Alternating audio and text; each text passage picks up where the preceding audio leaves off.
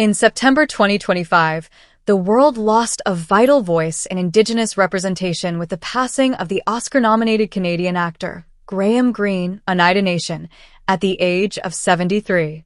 His career, spanning over 5 decades, was a defiant act against Hollywood stereotypes. But the tragedy of his life isn't rooted in his death. It's rooted in the decades-long, thankless battle he fought simply to be seen as an actor, not just a type, and the profound personal challenges he carried while blazing a trail for every Indigenous artist who followed him. This is the true story of Graham Greene, the steelworker who became a star, the cultural icon who fought for dignity, and the profound legacy he left behind. The journey to the screen, a career forged in steel. Graham Greene's path to Hollywood royalty was anything but typical. Born on the Six Nations Reserve in Ohsweken, Ontario, he left school at 16, moving through a string of intensely physical, working-class jobs, from draftsman to steelworker and audio engineer for rock bands.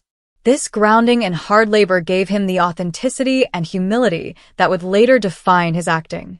His entry into acting was famously accidental, often recounted as the result of a lost bet to a friend. Though indifferent at first, he dedicated himself to the craft, graduating from Toronto's Centre for Indigenous Theatre and honing his skills on the stage in Toronto and England throughout the 1970s. This early theatre work, particularly his acclaimed role in Dry Lips' autumn move to Kapuskasing, was his proving ground, showing he was an actor first and foremost.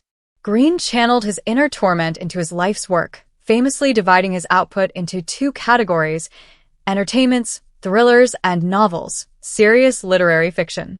The entertainments, works like Stamboul Train and The Third Man, co-written as a screenplay, show his fascination with intrigue, danger, and moral ambiguity, a reflection of his own work as an agent for MI6 during World War II, where he was stationed in Sierra Leone, and even worked under the infamous double agent, Kim Philby. The Catholic novels, his deep conversion to Roman Catholicism in 1926, partly due to his future wife, Vivian Darrell Browning, brought him no joy, only somber apprehension.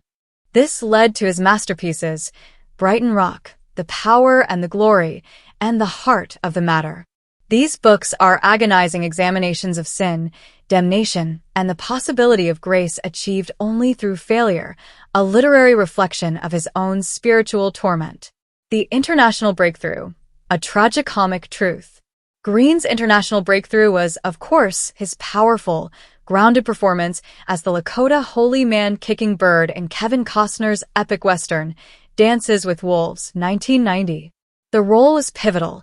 It brought authenticity and depth to Native American characters in mainstream cinema. It was a career-making moment that earned him an Academy Award nomination for Best Supporting Actor. But even this success was tainted by the tragic, lingering prejudice he faced.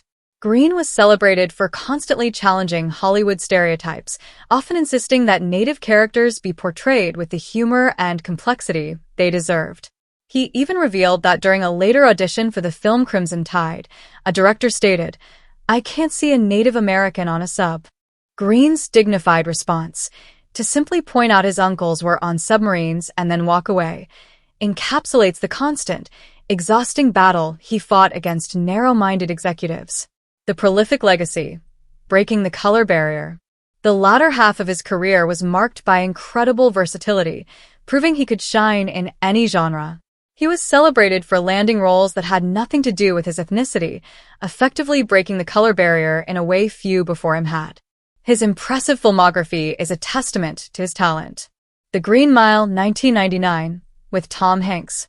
The blockbuster action film Die Hard with a Vengeance, 1995.